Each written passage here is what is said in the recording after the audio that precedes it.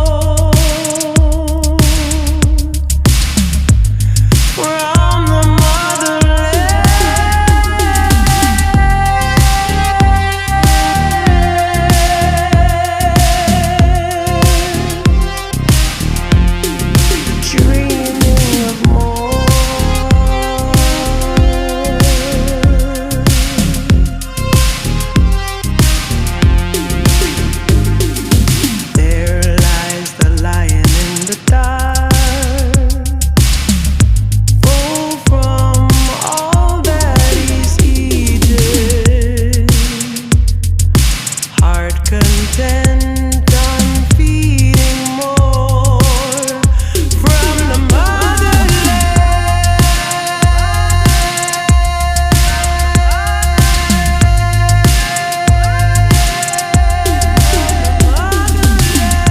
अगर आपको वीडियो पसंद आई हो तो लाइक और सब्सक्राइब ज़रूर करें। मज़ीद ऐसे प्रोजेक्ट्स के लिए मेरे चैनल को फॉलो करें।